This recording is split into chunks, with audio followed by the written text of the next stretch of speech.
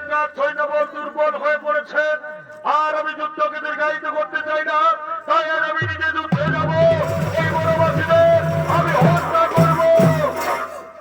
মহারাজ, মহারাজ, আপনার এখনই যুদ্ধে যাওয়া উচিত হবে না মহারাজ, কারণ আপনার বলশালী পুত্র মেঘনাদ তো রয়েছে।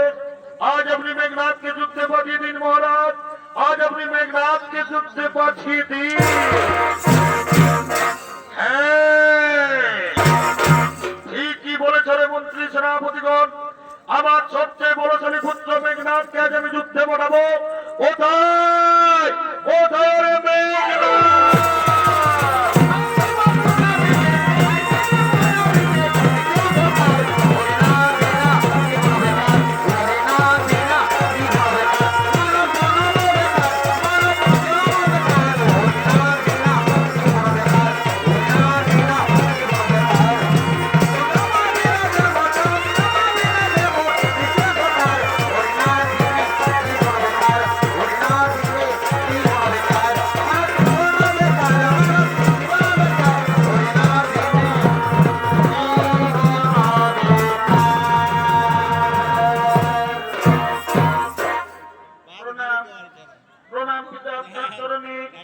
বলুন পিতা, আজ আমার কি জন্য রাজসভায় ডেকেছেন পিতা?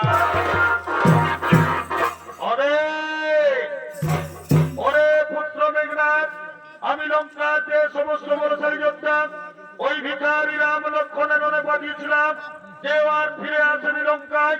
ধীরে ধীরে লঙ্কার সৈন্যবল দুর্বল হয়ে পড়েছে, তাই আজ আমি সিদ্ধান্ত নিয়েছিলাম আজ আমি নিজে যুদ্ধে যাব, ওই বনবাসীদের হত্যা করব।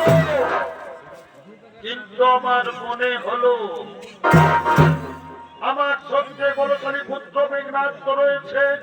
ওরে পুত্র মেঘনাদ, আজ তুই যুদ্ধে যাবি বাবা, ওই ভিখারি রাম লক্ষণের মাথা কেটে তুই আমার চরণ তুলে এনে দিবি। এ পিতা, আপনারা কে ছিল রাজ্য, আজ আমি রণে যাবো বাবা, ওই ভিখারি রাম লক্ষণের মাথা কেটে আমি আপনার চরণ তুলে এনে দেবো। বাবা, আমি যুদ্ধের জন্য প্রস্তুত হয়ে নিচ্ছি, আপনারা আসুন বাবা, আপনারা আসুন।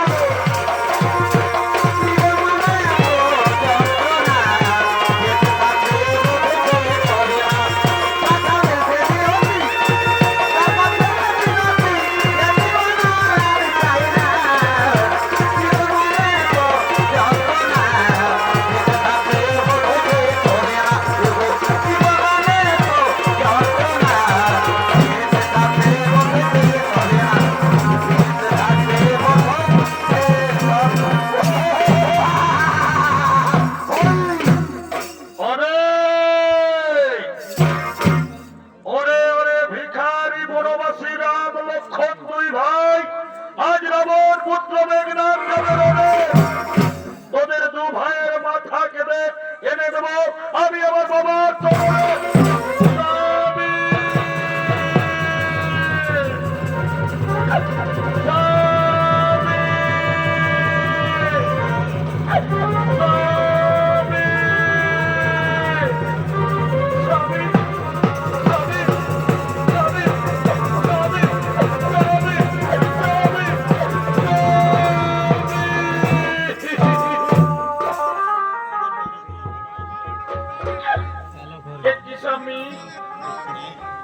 তুমি রণের সাজে সেজেছ,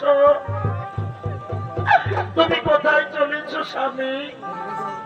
শোনো তো না প্রিয় আমার, আজ আমার পিতা আমাকে আদেশ করেছেন, আজ আমি যুদ্ধে যাচ্ছি, ওই ভিখারি রাম লক্ষণের মাথা কেটে আমি আমার বাবার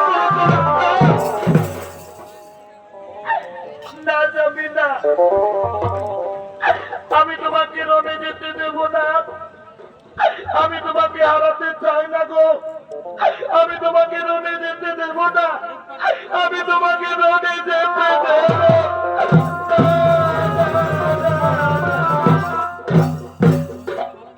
কারণ যাকে তুমি ভিখারি রামচন্দ্র বলছো, ওই রামচন্দ্র ভিখারি নয়, রামচন্দ্র হল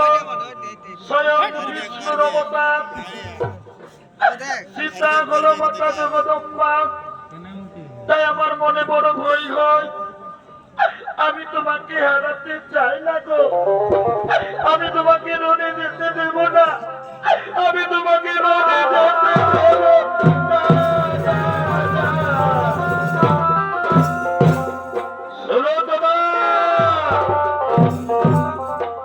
ওই রামচন্দ্র যদি স্বয়ং বিষ্ণুর অবতার হয়, আজ মেঘনাথের হাতে তাকে কেউ বাঁচাতে পারবে না। আজ আমি তাকে করবো।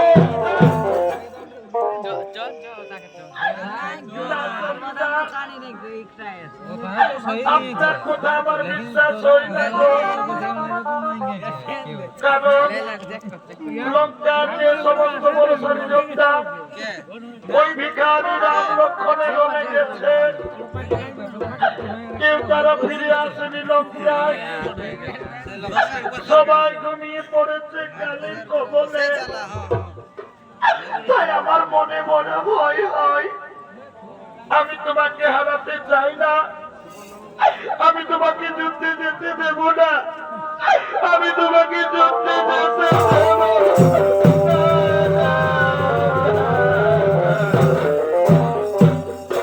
শোনো না প্রিয় আমার, আমাকে কেউ মারতে পারবে না। আমাকে মারতে পারবে যে 14 বছর অনাহারে রয়েছে, যে 14 বছর নারীর মুখ দর্শন করেনি, যে 14 বছর নিদ্রা যায়নি।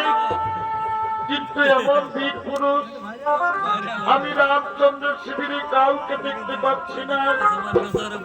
তাই শোনো প্রিয়, তুমি ভয় করো না, তুমি আমার জন্য সুন্দর ফুলের বিজয়ী মালা গেঁথে রাখবে।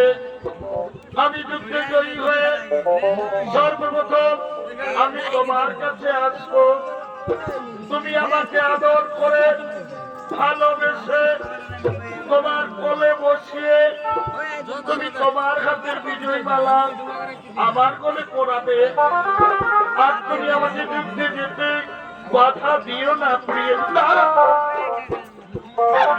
না যাবি না, আমি তোমাকে রনে যেতে দেব না, আমি তোমাকে রনে যেতে দেব না।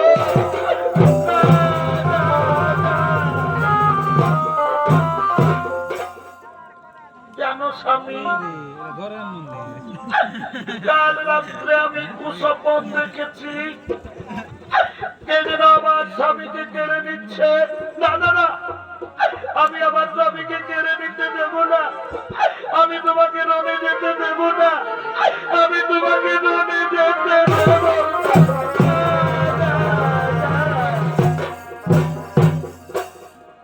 জানো স্বামী, কাল রাত্রে আমি কি কুস্বপ্ন দেখেছি শোনো না। কাল রাত্রে তুমি কি কুস্বপ্ন দেখেছ যার জন্য তোমার মনে ভয় হয়েছে? খুলে বলো, খুলে বলো প্লিজ, তুমি কি কুস্বপ্ন দেখেছ? আমার স্বামী দেবতা, আজ শুনো সুলোচনার কথা। কাল রাত্রে দেখিনু স্বপ্ন,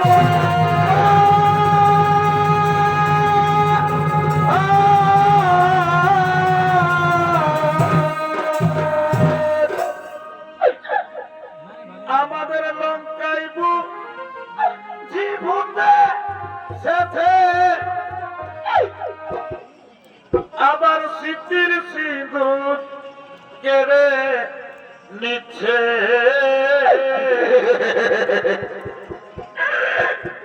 আরো কেড়ে নিচ্ছে আমার হাতের লোহা শাখানি।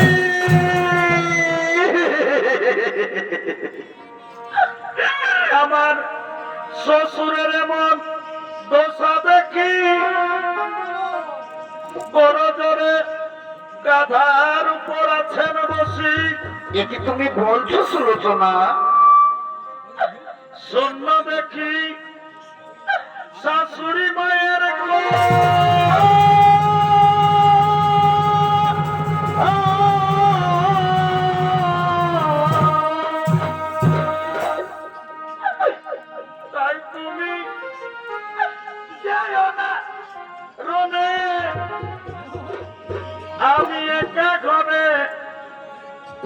হইতে মনে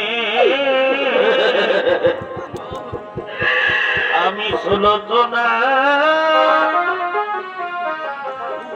আমি নবীন যৌবন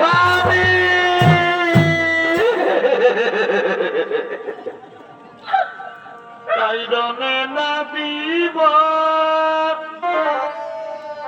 স্বামী কাইরনে না দিব না দিব তোমার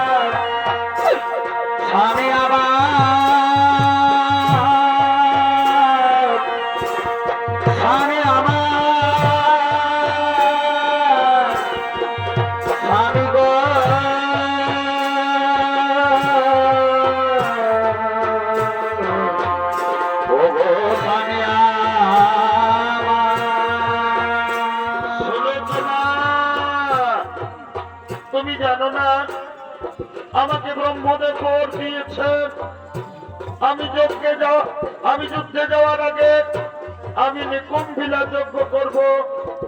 যজ্ঞ সম্পূর্ণ হলে যজ্ঞ কুণ্ড থেকে একটি দিব্য রথ প্রকট হবে যা আমার মনের গতিতে চলবে। কে আমাকে দেখতে পারবে না, কে আমাকে মারতে পারবে না। তাই শোনো প্রিয়ে, তুমি ভয় করো না। তুমি আমার জন্য একটি বিজয়ী মালা গেঁথে রাখবে। আমি যুদ্ধে জয়ী হয়ে আমি তোমার কাছে সর্বপ্রথম আসবো। তুমি আমাকে আদর করবে, তুমি আমাকে ভালোবাসবে। তোমার হাতের বিজয়ী মালা তুমি আমার কোলে পরাবে। তুমি আর আমাকে যুদ্ধে যেতে বাধা দিও না। তুমি আমাকে যুদ্ধের সাজে সাজিয়ে দাও।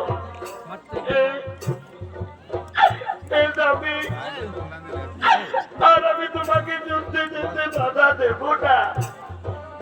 আমি অনেক বাধা দিলাম, তুমি আমার কথা শুনলে না। সুলোচনার মনের ব্যথা। আর আমি তোমাকে যুদ্ধে যেতে বাধা দেব না।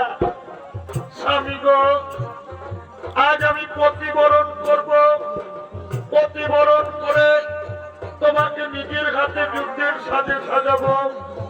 এসো স্বামী, এসো। আজ আমি প্রতিবরণ করব।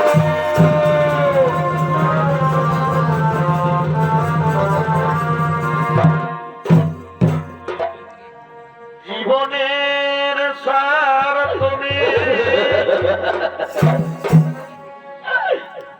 প্রভু আমার স্বামী। তুমি যুদ্ধে চলে যাও আর আমি তোমাকে বাধা দেব না। কিন্তু মনে রেখো, সুলোচনার ভালোবাসার কথা মনে যেন থাকে, সুলোচনার বিজয়ী মালার কথা। সুলোচনা, আমার মনে থাকবে আমি যুদ্ধে জয়ী হয়ে আমি তোমার কাছে সর্বপ্রথম আসবো। জীবনের সার তুমি প্রভু গো আমার। প্রণামী জানাই স্বামী চরণে তোমার।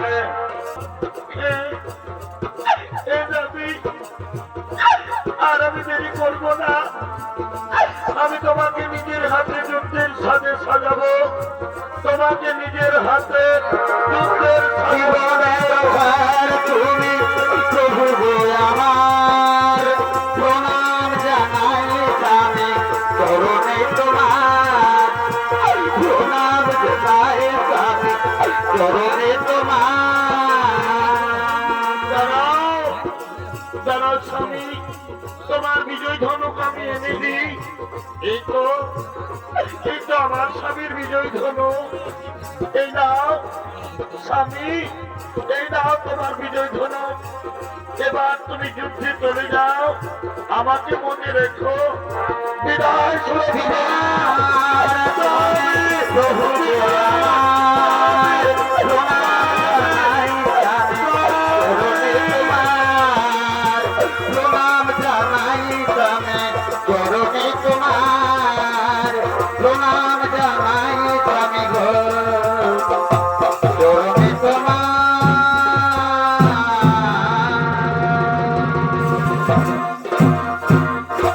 এদিকে মেঘনাথ নিকুম্বিলার মন্দিরে তার দুই বিচক্ষণ মন্ত্রীকে সঙ্গে নিয়ে নিকুম্বিলা মায়ের মন্দিরে আগমন করছে।